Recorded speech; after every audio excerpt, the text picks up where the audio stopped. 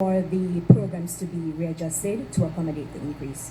The cost of the increase in the threshold would be $55 billion. Now, no political party implements every single thing in 1 year. So we are going to ensure that the implementation is done, which protects the fiscal sacrifices that have been made and will ensure that the adjustments are consistent with the budget. So it's $55 billion that this particular program will cost. And in terms of the readjustment of programs, that is something that we will do once we get into office. When we look, we have priorities which are different from the current government's priorities. And we will make those adjustments within the envelope of $360 billion, which currently exists for programs in the Thank budget. you, Team PNP. So this is live reaction to the present debate going on, the Jamaica economic debate. And that started with the present opposition leader. And I make sure to that point, recorded that point of saying, not everything can be done at the same time in administration. And I hope that they're listening to that and understanding what they're saying. That some stuff have to take time. And that's part of government. You cannot say one thing when it benefits you and then criticize someone else saying the same thing because they think they can, because it benefits them. It doesn't work like that. And let us continue to tune in back to more of what's going on with the debate. So guys, I'm not trying to be petty, but wow, this is a debate and this is how we'll be right back. Technical difficulty. And I know my last video did not make a lot. Yeah, I'm a little bit tired, guys, you know. But I'm still making an effort. I know my last video didn't get a lot of views. But these are the signs that I'm talking about. That people take lightly. And it's probably for a reason. I just don't understand. Anytime there's too many technical difficulties whenever the PNP is around with the equipment and the technology. But we're going to continue to, hopefully we get to tune in back soon and see what's going on. PNP here, 90 seconds to answer the question. Raising the tax threshold to 3.5 million, the tax-free threshold to 3.5 million, is one of the most fundamental and revolutionary things we can do to retain our best and brightest. As I said, this is a manifesto that we've put forward, not just about a campaign for the next election. This is about the next generation. We want to ensure that our teachers, our nurses, our police officers can provide for their families in the way they should. We want to rebuild the working class and the middle class. We want to ensure that buying a house, buying a car, aspiring to improve, to lift your whole generation is not merely a dream. So yes, what we have proposed is radical. It's transformational. It's going to require a shaking up and a reordering of all the priorities of government. That's not accidental. We're working for a social revolution. People are not going to elect a new government to do the same thing that the outgoing one is elected to do. When I hear them speak, I wonder which young people they're... Really? Really, Peter Bunting? I really have to laugh because the man, as if those watching the debate, Minister Tufton had said, 40, 40, 40. 40,000 people, the 40 million profit, and something else with the other 40 million. So it is, I mean, the PNP have a nerve to put someone on a platform and an economic financial budget The That party was says part they of have it. Was looked part at of the it. budget and fiscal Create a policy company data that benefited will from do when better for the public sector workers when the elected. economy collapsed What under percentage that PNP increase would a administration. PNP administration And the propose? PNP administration Well, have the found the first thing company I would say, we are going to treat DB&G public sector and workers benefit from with respect and dignity. a bleeding country. I won't talk And to now JT he come with president something like the Minister of revolutionized. Education and saying performing at his country. Revolutionized. It is that is what you're hearing. Cling, cling, cling. What you're hearing is a disregard for fiscal prudence, disregard for frugal spending, and they it is a run with it mentality of the former finance minister from that party, Omar Davis, we're hearing right there. It is Damon Crawford shelling it down in London. They are showing you the total disregard for the country purse, the country money. Because they like the source. That's PNP ideal, political ideology, social spending, but do not care where the money comes from and the consequences of what happened in the countries in debt. They are telling you underhand that they don't care about FinSat 2.0 as long as they get their annual money to give to people. That's what they're telling you. Let us continue tuning in. Alright, so guys, so there's a fuss going on between lowering the tax threshold and earnings are to lower the income tax, lower the tax percentage amount or the income tax threshold. So which one works? And as the PNP has mentioned that like security guard and those lower income earners, they won't be taxed on overtime and stuff like that. But my thing is that if the PNP realizing that they are admitting that more needs to be done for these lower income earners, that they are trying to say that they want to benefit more from the income tax threshold or the tax percentage of certain income that you have. And I wonder if they realize that it is the Jamaica Labour Party that has increased minimum wage numerous times for these lower income earners. And the last two, not even the last two administration of the JLP, even under the Golden administration. So we're going to tune in some more and see what's going on. Ask you to tell the people of Jamaica, is this just an election scam, or is it that you are going to be cutting much needed services such as NHF, where we spend $19 billion for drugs in hospitals, or university spending, which is $17 billion?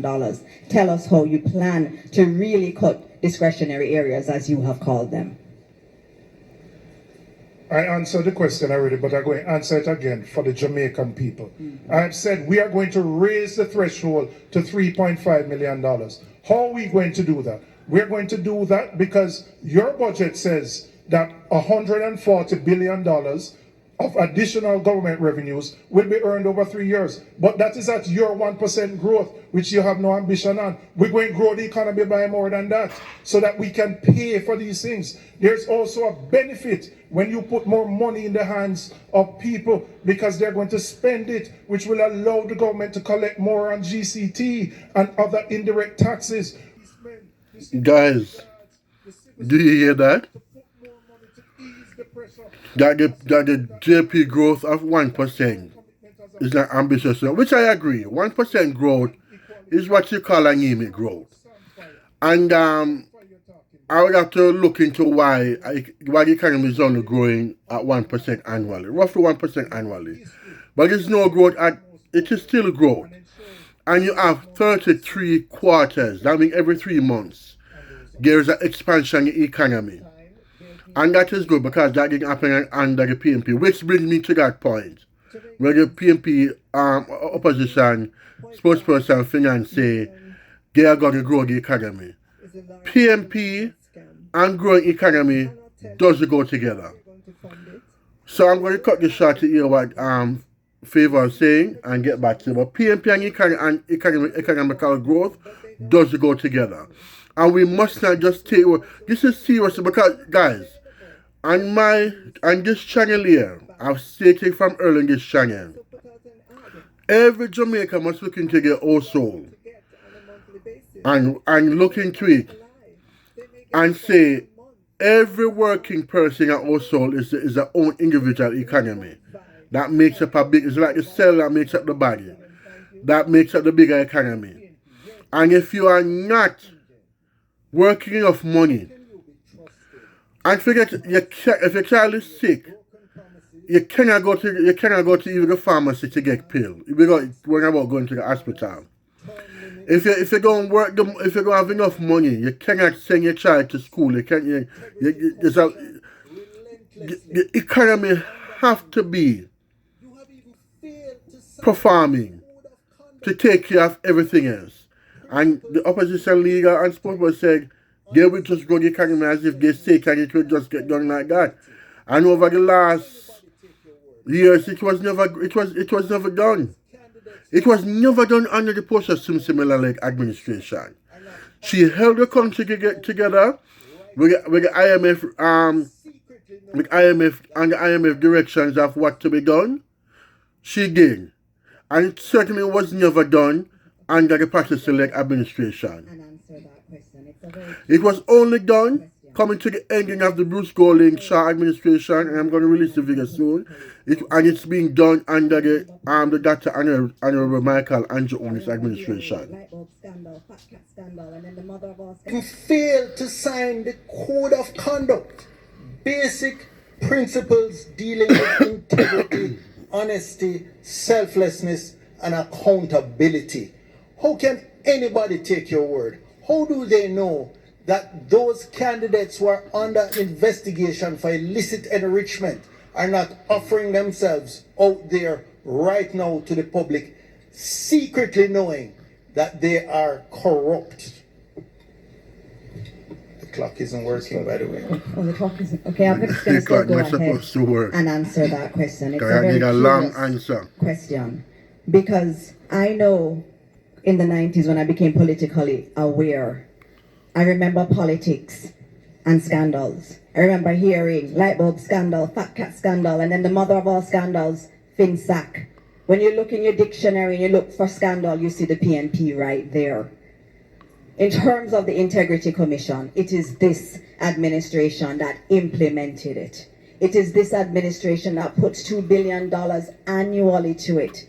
It is this administration in our manifesto that says we're going to strengthen our corruption prevention mechanisms in this country. It is this administration that has delivered Jamaica's best anti-corruption score. And it's not us that said it. It is an international body, Transparency International. We have been the ones that have been taking Jamaica on the path of anti-corruption, not the PNP. In addition to that, let me just say very clearly that the Jamaican people are concerned about their lives, their livelihood, their communities, and by extension, Jamaica. They talk, we deliver. We have delivered the lowest unemployment, the lowest poverty, reduced crime despite Peter's objection by over 40%, the lowest in 30 years. That is what is important to the people of Jamaica. Thank you. Team PNP. What happened with rural reading education? To the point that education is behind. We are celebrating as a country. Yes, guys, so been attained by 19% of our children. That's one in every five. Is your child one of the five? yes, okay. So what the young lady is not getting, I'm a lower a little bit while I speak. 30 years ago, and she waved her hand. Forget about it. And Okay, what we're going to do now is this. Forget about it. And and the Royal Reach scandal and the used cars, I think used police car, and the chairman, Bobby Monty, the member from St. Mary. The thing is that those scandals are no good either, even though they're happening at JP line. But it's not just scandal for scandal. Those two scandals, when you look at the financial burden those carry, it is nothing compared to the scandal plague what happened under the PNP. You understand? There were the Rollins land deal, the Zinc scandal, the Holland scandal, the Outer Many scandal, the Fat Cat scandal, Finsack, Trafalgura, the postal bouncing check scandal, the solitaire scandal, the Ewe scandal, the agriculture bank scandal. Let me see if I could think of some more. And I have a list of all the scandals them. The London Heathrow scandal with Omar Davis selling that land Jamaica London slot dirt cheap. Just say Outer Many, I probably did already. The and I could probably see with 10 more if I have the list in front of me. It's the monetary weight and value those scandals carry that heavy down and burden the country. And what keeps somebody me when they wave the hand back when young lady wave her hand? I really don't know her name. I should have. It really get me upset because again, I've said in a video before, the country economy, the country debt doesn't go away. You hear what happened when you say, well, under the Bruce Gold administration and the Postal Service administration, I know they bring legislative to bring it down. The country, it carries over administration. You know, when JLP come into power, the debt doesn't just disappear. When PNP comes into power, the debt doesn't just disappear. And each administration has to work to try, I guess, some to try, because the only person that really try to reduce the debt burden is the Jamaica Labour Party. And so don't let you just say to just forget about the debt. It carries over. And what the Shadow Finance Minister said is that, you know, people are working poor. And when you hear you say they're arresting Jamaica, who are they arresting Jamaica from? When you say blood and fire, they light the fire and then running alarm 911 and say, oh, fire, fire, and go arrest the people, and they want to be proclaimed as a hero. This is under the PNP. All the problem that Jamaica faces was left under the People's National Party. And because of politics and politicizing, because at the end of every 4 to 5 years, you have to go back and face the people. And if you don't do anything for the people, it doesn't matter what you're trying, what you're trying to do that will benefit them in a long-term thing. That's the message to the politics. It cannot be long-term. And Portia Simpson Miller paid a price. The Honorable Goodly Lady paid a price when she held on to the IRS IMF direction of how to angle the financial affairs with Peter Philip. They pay a political price, although they were also sabotaged by Golding and crew. They pay a political price because they weren't maneuvering and doing much for the people to benefit. And as much as Jamaica have a love affair with Portia, which we all know, even I like a good lady, Mama P, she was defeated at the poll.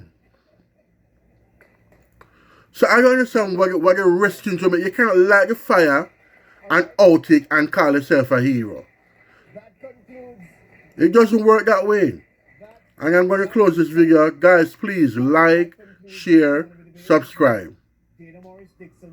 And as I have time and I could go over the debate again and what pundits says and commentators, I will bring you another video.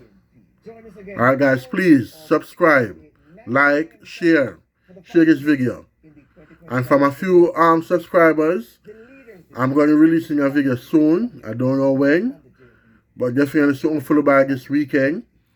That's going to prove that Jamaica has been doing great under the Bruce Golding administration, especially coming to the ending of his administration.